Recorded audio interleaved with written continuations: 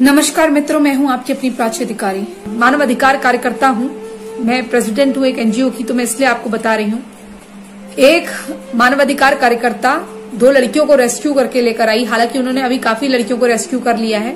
Rescue करके लेकर आई तो उन्होंने बताया कि वो लड़कियां जो है 7-8 बजे रात को उनको ले जाया जाता था और फिर उनको गाड़ी या वैन में ले जाया जाता था। 50 से 200 आदमी उनके साथ सामूहिक बलात्कार करते थे। 50 से 200 आदमी। और ये किस्सा सुबह के 7 से 10 बजे तक चलता था।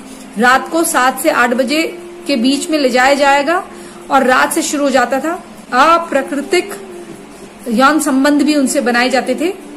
सब कुछ होता था उनके साथ जो आप सोच नहीं सकते, या आप जितना गंदा सोच सकते हैं उतना गंदा होता था। सुबह को उनको फेंक दिया जाता था उनके घर के बाहर झाड़ियों में, यूं करके। तो कभी कभी उनको अगर थोड़ी सी ताकत रही तो चादर अपने ऊपर घसीट लेती थी। माँ बाप घर के बाहर एक चादर रखे रहते थे, वो घसीट लेती थी, या जो साड़ी वो पहन के या कपड़े पहन के गई है उससे ढक लेती थी।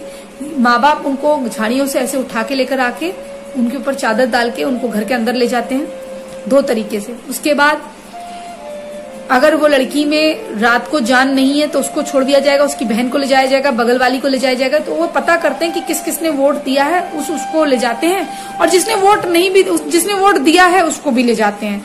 तो मतलब वो हिंदू की लड़की होनी चाहिए, उसको ले जाया जाता है। तो जब उनको लाया गया तो उनकी हालत पहले तो 1 हफ्ते तक बड़ी खराब रही। तो वो ऐसे हाथ जोड़ रही थी। तो उन्होंने कहा, दीदी अगर हमारे लिए कोई रहने की जगह नहीं है तो हमें 2 गोली जहर की दे दो, हम खा के मर जाएंगे, लेकिन हमें दोबारा उस इलाके में मत छोड़ना, अब हमारा कुछ बचा नहीं है।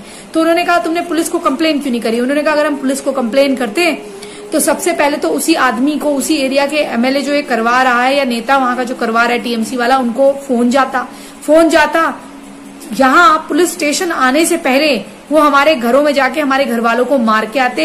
सब कुछ जो बचा खुचा भांडे बर्तन है उसको भी तोड़ कर आते। पैसे वैसे तो सब लूट ही लिए हैं, हमारा कारोबार सब खत्म कर दिया है, घर की छत तक तोड़ के। तो अब हम क्या तोड़वाते? हमारे माँ बाप जो बच्चे कुछ उनको मार देते।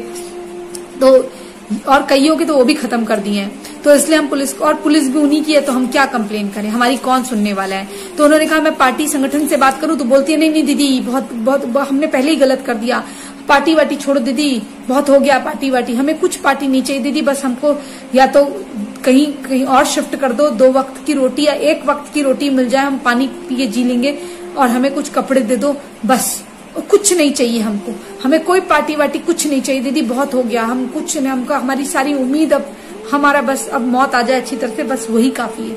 ये वो औरतें बोल रही हैं। तो सोचिए आप, ये हालात हैं आपके वेस्ट बंगाल के, सिर्फ एक कुछ हिंदुओं के लालच से, जो कुछ परसेंट ने वहां वोट दे दिया है ना, और जो एकजुटता बना के इन गद्दारों से लड़े नहीं। अगर ये लड़ गए होते, भिड़ गए होते, तो आज ये सब नहीं होता।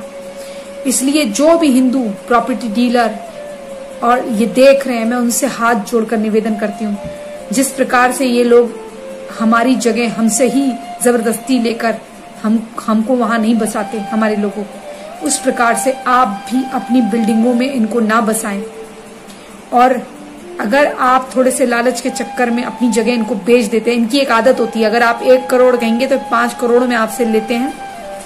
जहां पर ये लोग नहीं होते, यहाँ पर तो ये जबरदस्ती ले रहे हैं, लेकिन जहां पर ये नहीं होते वहां बसने के लिए, जहां इनकी ताकत नहीं होती, वहां क्या करते हैं, वहां आपको लालच दे देते हैं। वहां पर 1 करोड़ का 5 करोड़ देता है। हिंदू क्या करता है, झट से वो 5 करोड़ लेकर उनको बसा देता है, अपना दूसरी जगह चले जाता है, फिर वहां से भी उसको ऐसे ही करते हैं। हिंदू अपनी जगह छोड़ता रहता है, पहले तो अपनी जगह लालच की वजह से छोड़ता है, बाद में फिर मार खा के फ्री में छोड़ता है।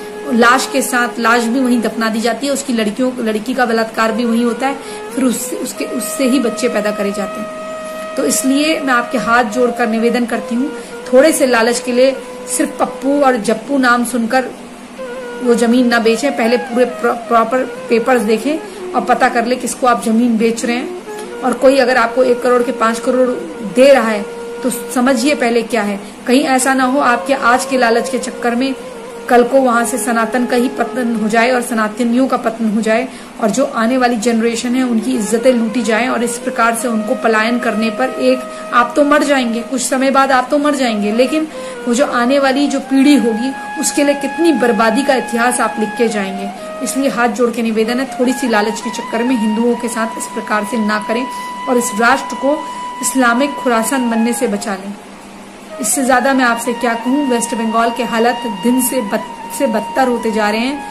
वहां पर या तो 3 टुकड़े होकर शुभेंदु अधिकारी को और एक जगह का मुख्यमंत्री बनाया जाए, फिर एक प्रदेश का किसी और को बनाया जाए, ईस्ट वेस्ट नॉर्थ ऐसे प्रदेश बनाए जाएं, तब तो कुछ हो सकता है और ममता बनर्जी की ताकत खत्म हो जाएगी। और ये जिस दिन उनकी बात नहीं मानेगी उस दिन इसका ही गला तर से कट दिया जाएगा। ये जिहादी इस तरह से काटते हैं, या फिर इसके खिलाफ राष्ट्रद्रोह का मुकदमा दायर करके तुरंत वहां पर राष्ट्रपति शासन लगे, क्योंकि हिंदुओं की हालत बद से बदतर हो रही। पता नहीं कोई माई का लाल क्यों नहीं है, माँ का दूध सूख चुका है लगता है। चलिए इसी संदेश के साथ, बहुत दुखी मन के साथ आपसे बस इतना कह सकती हूँ, फेसबुक यूट्यूब के जो योद्धा हैं, जो केवल बात बड़ी बड़ी करते हैं और अब वो मुझसे तुलना करने लग जाएंगे लड़कियों से, मैं आपसे हाथ जोड़ के एक निवेदन करती हूँ,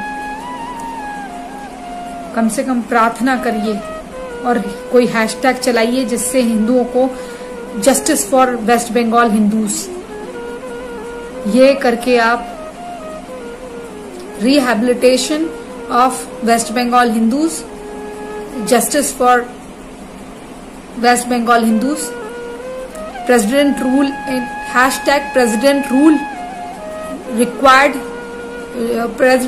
required in West Bengal, president rule need of the hour in West Bengal, ऐसे करके हैशटैग चलाइए।